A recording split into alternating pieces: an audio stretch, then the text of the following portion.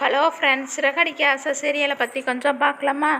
ஸ்ருதியோட restaurant திறப்பளவுக்காக பெரிய star ஒருத்தவங்கள கூப்பிட போனதுக்காக ஸ்ருதி வீட்டில் எல்லாத்துக்கிட்டேயும் சொல்லிகிட்டு இருக்காங்க. அவங்க 25 லட்ச ரூபா காசு கேட்டாங்க அப்படின்னு சொல்லிகிட்டு இருக்காங்க. அதனால நான் வந்துட்டேன் அப்படின்னு சொல்கிறப்ப முத்து சொல்கிறாங்க, ஏன் நம்ம அப்பா நம்ம வீட்டுக்கு பெரியவர், கைராசியானவர், அப்பாவே திறக்க சொல்லமே அப்படின்னு சொல்கிறாங்க. அதுக்கு அண்ணாமலை சொல்கிறாங்க, இல்லைப்பா ஸ்ருதி இப்போ தான் கஷ்டப்பட்டு ஒரு ஹோட்டல் திறந்துருக்கா.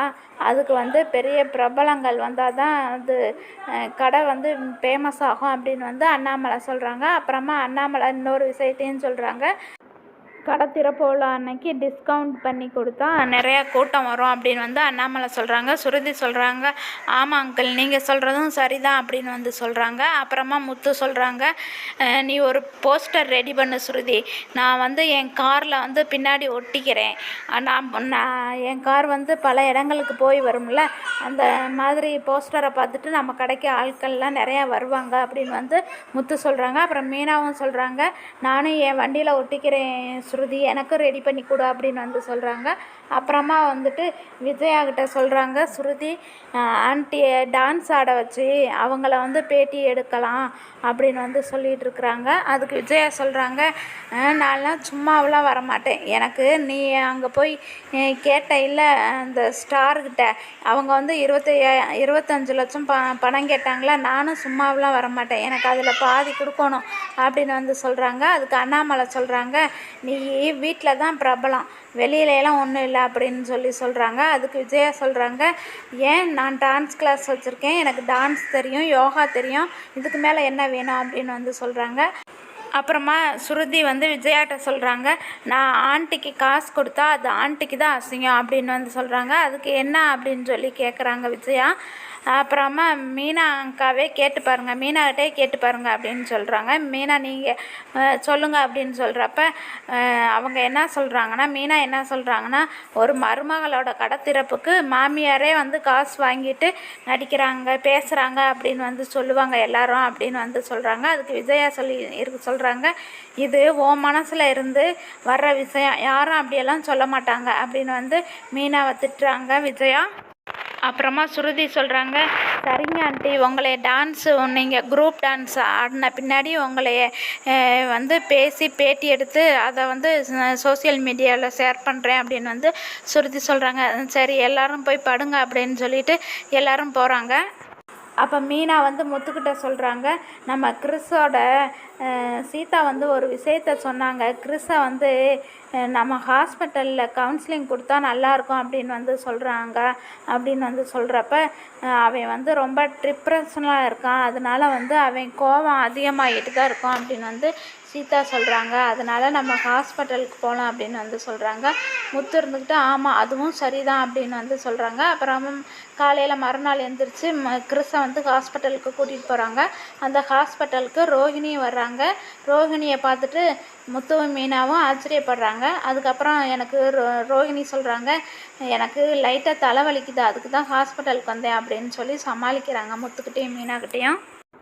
அப்புறமா சீதா, முத்து, மீனா, கிறிஸ்கிட்ட எல்லாம் பேசிகிட்டு இருக்காங்க. உன் மனசில் என்ன படுதோ அதை டாக்டர்கிட்ட சொல்லுடா, மறைக்காமல் சொல்லுடா அப்படின்னு சொல்கிறாங்க.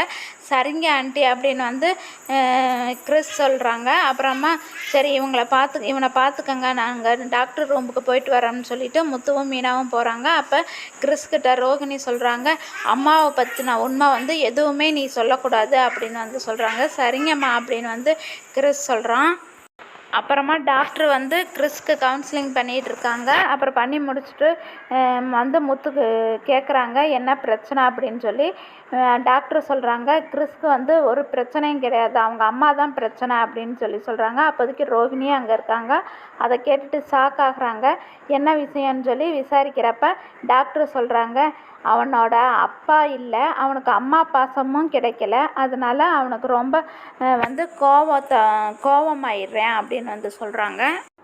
அவங்க அம்மாவோட பாசம் கிடைச்சா கிறிஸ் நார்மலாக ஆயிடுவான் அப்படின்னு டாக்டர் சொல்கிறாங்க. அதை கேட்டுட்டு சரிங்க நாங்கள் முயற்சி பண்ணுறோம் அப்படின்னு சொல்லிட்டு முத்துவும் மீனாவும் பேசிகிட்டு இருக்காங்க. அடுத்த பக்கம் பார்த்திங்கன்னா கிறிஸ் படிக்கிற ஸ்கூலுக்கு போலீஸ்காரங்க வராங்க. போலீஸ்காரங்க வந்து இந்த ஸ்கூல் மேனேஜர் யார் அப்படின்னு சொல்லி விசாரிச்சுட்டு இருக்காங்க. மேனேஜர் வந்து நான் தாங்க சார் அப்படின்னு சொல்லிட்டு இருக்காங்க. கிறிஸ்ங்கிற பையன் அஜய்ங்கிற பையனை வந்து அடிச்சுட்டாங்கன்னு சொல்லி எங்களுக்கு கம்ப்ளைண்ட் பண்ணியிருக்காங்க அப்படின்னு வந்து சொல்கிறாங்க. அந்த கிறிஸ்ங்கிற பையன் பென்சிலால் அவனை குத்தி, அஜய்ங்கிற பையனை குத்தி பூந்தொட்டியை வேற தூக்கி போட பார்த்துருக்கான். இதனால் அவங்க வீட்டிலேருந்து எங்களுக்கு கம்ப்ளைண்ட் வந்திருக்கு அப்படின்னு சொல்லியிருக்கிறாங்க. கிறிஸ் அடித்ததுனால அஜய்க்கு வந்து பேனிக் அட்டாக் வந்ததால் அவரோட பேரண்ட்ஸ் வந்து கம்ப்ளைண்ட் பண்ணியிருக்காங்க அப்படின்னு வந்து சொல்லிகிட்டு இருக்காங்க. இப்போ நான் வந்து கிறிஸை விசாரிக்கணும் அப்படின்னு சொல்லி போலீஸ்காரங்க வந்து சொல்லிகிட்டு இருக்காங்க. அதுக்கு மேனேஜர் இருந்துக்கிட்டு, சார் இந்த பிரச்சனையை வந்து பெருசாக்க வேண்டாம் அப்படின்னு வந்து சொல்கிறாங்க. அதுக்கு போலீஸ்காரங்க சொல்கிறாங்க, நாங்கள் இதை இப்படியே விட்டாலும் வந்து அஜயோட அப்பா வந்து இந்த சொசைட்டியில் வந்து பெரிய ஆள், அவங்க அதை விசாரிக்காமல் விட மாட்டாங்க, எங்களோட பெரிய மேல் அதிகாரிகிட்ட இந்த பிரச்சனையை கொண்டுட்டு போவாங்க அப்படின்னு வந்து சொல்லிகிட்டு இருக்காங்க போலீஸ்காரங்க. அப்புறமா வேறு வழி இல்லாமல் கிறிஸோட கார்டியனான ரோஹிணியோட ஃப்ரெண்டு தோழிக்கு ஃபோன் போடுறாங்க மேனேஜரு. அவங்க போலீஸ்காரங்க வந்து கிறிஸை விசாரிக்கிற தகவலை வந்து சொல்கிறாங்க. அப்புறமா அந்த ரோஹிணியோட ஃப்ரெண்டு இருந்துக்கிட்டு ரோஹிணிக்கு ஃபோன் போட்டு போலீஸ்காரங்க வந்து விசாரிக்கிற விஷயத்தை வந்து சொல்லிகிட்டு இருக்காங்க. அந்த விஷயம் வந்து மீனாவுக்கும் முத்துவுக்கும் தெரியுது. அப்புறம் முத்து வந்து மீனாவோட கிறிஸை வீட்டுக்கு அனுப்பி வச்சுட்டு முத்துவும் ஸ்கூலுக்கு வர்றாங்க. அப்போ போலீஸ்காரங்கக்கிட்ட முத்து வந்து ரொம்ப மன்னிப்பு காலில் விழுந்து கெஞ்சி கேட்குறாங்க.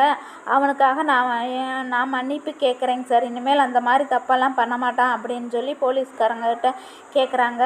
அதுக்கு போலீஸ்காரங்க சொல்கிறாங்க, எங்களாலையெல்லாம் ஒன்றும் முடியாதுப்பா, அஜயோட பேரண்ட்ஸ் வந்து இவனை வந்து சிறுவர் சீர்திருத்த பள்ளியில் சேர்க்கணும் அப்படின்னு வந்து சொல்லிகிட்டு இருக்காங்க போலீஸ்காரங்க. இப்படியாக இன்றைய எபிசோட் முடிவடைகிறது.